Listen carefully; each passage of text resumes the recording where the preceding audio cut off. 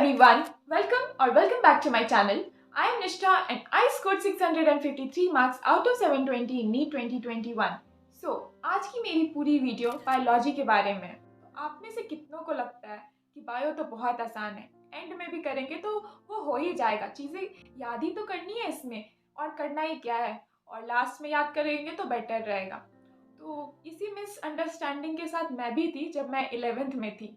मुझे लगता था कि अभी पहले फिजिक्स और केमिस्ट्री पे फोकस कर लेते हैं, बायो को एंड में कर लेंगे, और इसी चक्कर में मैंने पूरा बायो को नेग्लेक्ट किया स्टार्टिंग में, और बाद में बायो ने मुझे नेग्लेक्ट किया।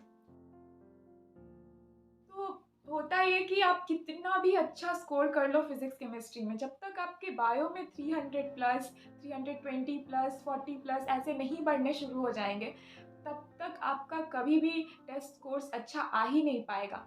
कितना स्कोर कर लोगे फिजिक्स केमिस्ट्री में, टेस्ट में बहुत पढ़ने के बाद भी 160 170 तक पहुंचाना बहुत मुश्किल हो जाता है फिजिक्स केमिस्ट्री में। तो और स्कोरिंग हमेशा बायो होता है, लेकिन मतलब हम लोग बायो को इतना नेग्लेक्ट करके चलते हैं ना कि ये तो हो ही जाएगा, और इस वजह से वो बहुत डिफ़िकल्ट भी बन जाता है। सही अप्रोच के साथ बायो को पढ़ने पे भी बहुत सारे फ़ायदे होंगे, लेकिन हमारा अप्रोच गलत होता है, और मेरा बहुत ज़्यादा गलत था अप्रोच बायो को पढ़ने का। मैं 10 बार 12 बार भी पढ़ लेती थी, फिर भी मेरे मार्क्स कभी अच्छे आते ही नहीं थे बायो में। 200 हार्डली क्रॉस करते थे, और 200 से 250 के बीच में ही हमेशा बायो के मार्क्स अटक जाते थे। तो इसको इम्प्रूव करने के लिए कुछ चीज़ें जो मैंने रियलाइज़ की और सीखी है, वो मैं डिस्कस करना चाहूँ। सही अप्रोच से पढ़ने के लिए सबसे पहला चीज़ जो इम्पोर्टेंट हो जाता है वो ये है कि आप कौन से मटेरियल्स को फॉलो करते हो। तो बायो के लिए तो सबको पता है कि NCERT ही करनी है, इससे बाहर से कुछ आता ही नहीं है। मैंने भी सिर्फ NCERT की थी, और क्वेश्चन सॉल्व करने के लिए मैंने एक बुक ली थी, वो ये है फिंगर टिप की बुक।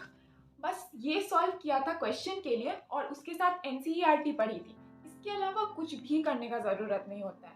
आप कोचिंग्स वगैरह में जाते होगे तो वहाँ पे बहुत एक्स्ट्रा मटेरियल पढ़ाया जाता है, तो उस टाइम कॉन्सेप्ट क्लियर करने के लिए ठीक है एक बार पढ़ लो, बट बार बार जब रिवाइज कर रहे हो तो वो NCERT से ही होनी चाहिए। जो भी इंपॉर्टेंट पॉइंट लगता है वो नोट कर लो, वहीं पे जो स्पेस खाली रहता है NCERT में उतने में ही नोट कर लो, बट पढ़ना सिर्फ उसका ही मटेरियल है।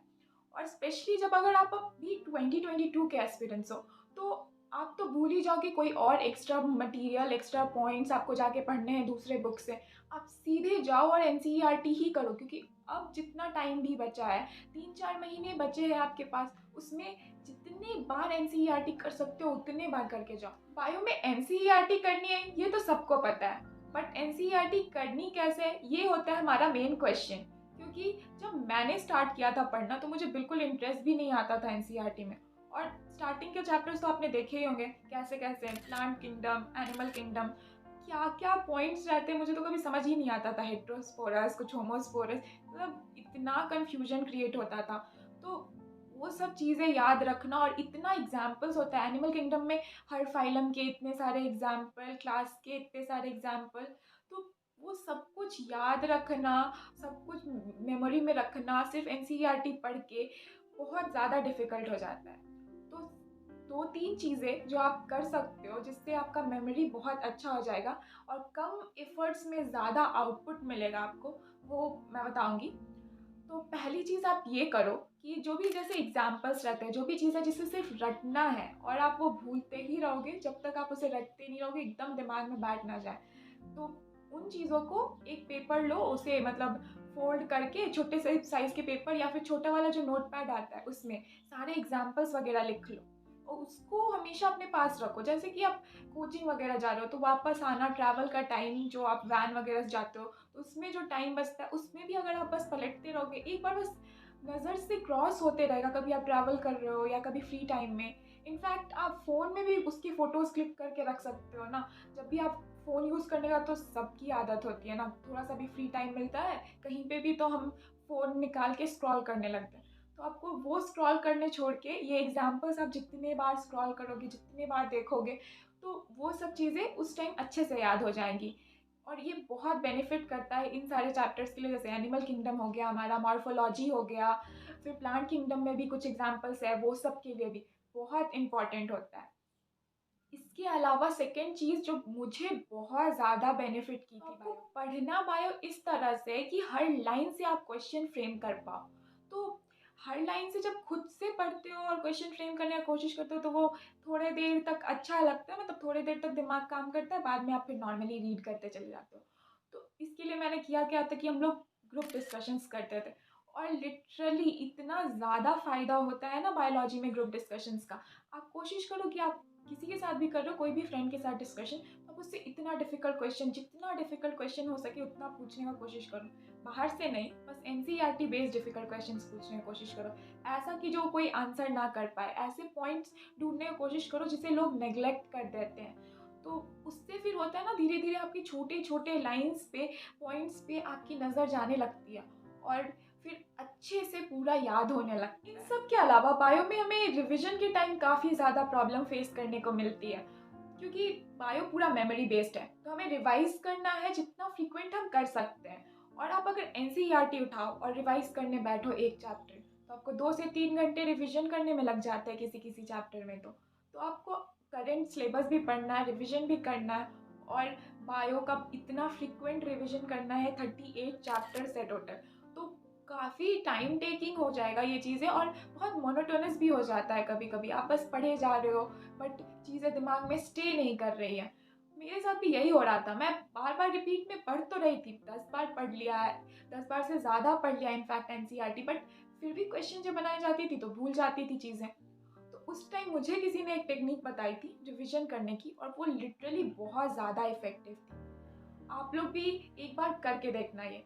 होता क्या है कि जब आप कोई भी चैप्टर पढ़ो तो उसके सारे टॉपिक्स एक जगह बस नोट कर लो, सिर्फ टॉपिक्स।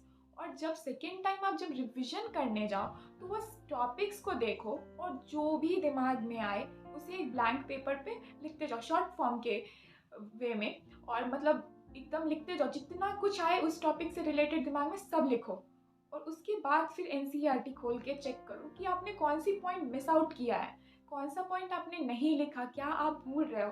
तो आपको पता चलेगा कि उस टॉपिक में कहाँ पे आप लैक कर रहे हो।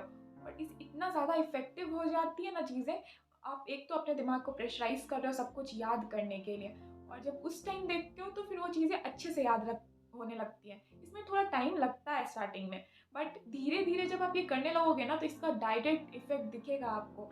आपका मार्क्स भी इम्प्रूव होने लगेगा। बुक पढ़ने से कुछ नहीं हो जाता, 100 बार पढ़ो या 20 बार भी पढ़ के अगर अच्छे से हो रहा है तो वो इम्पोर्टेंट है, 100 बार पढ़ना इम्पोर्टेंट नहीं है। काउंट मत करो, चीज़ें कितनी ज़्यादा आप रिटेन कर पा रहे हो ये मैटर करता है ज़्यादा। बायो में कुछ चैप्टर्स ऐसे होंगे जिन्हें एनसीईआरटी से करना आपको बहुत डिफ़िकल्ट लगता होगा, तो उसके लिए आप ये करो कि आप शॉर्ट नोट्स प्रिपेयर कर लो बस उन चैप्टर्स का। सारे चैप्टर्स का शॉर्ट नोट्स करने का कोई पॉइंट नहीं बनता है, क्योंकि उनमें भी आप लिखोगे तो जाओगे लिखने तो सारे लाइन्स इंपॉर्टेंट लगते हैं, और फिर सब कुछ शॉर्ट नोट्स में भी लिखा जाता है। तो आप कोशिश करो कि एनसीईआरटी से कर लो, जो नहीं हो रहा है उसके लिए बना लो। मैंने भी कुछ चैप्टर्स के लिए बनाया था, तो वो मैं टेलीग्राम चैनल पे अपलोड कर दूँगी। आप लोगों ने अगर नहीं जॉइन किया है अभी तक टेलीग्राम चैनल तो प्लीज़ जॉइन कर लो। उस पे मैं डेली क्विज़ेज़ भी कंडक्ट करवाती हूँ, और वो क्विज़ेज़ पूरे एनसीईआरटी बेस्ड होते हैं और बहुत ज़्यादा एनसीईआरटी के डेप्थ से पूछे गए क्वेश्चंस हैं। मेरे टाइम में मैंने जो चीज़ें, जो पॉइंट्स नेग्लेक्ट किया था, जहाँ पे मैंने सिली मिस्टेक्स किए थे, वो सारे क्वेश्चंस मैं आप लोगों से पूछने की कोशिश करती हूँ, ताकि आप लोग भी वहाँ पे फोकस कर पाओ कि कहाँ आप मिस आउट कर सकते हो और किस तरह से पढ़ना है एनसीईआरटी की, वो सब भी हो जाए। तो make sure that you join the Telegram channel. That's all for this video. Thank you so much for watching it, and in case you have any other queries, please let me know in the comment section, and make sure that you like and share this video, and please subscribe to the channel if you haven't subscribed it yet. Thank you so much.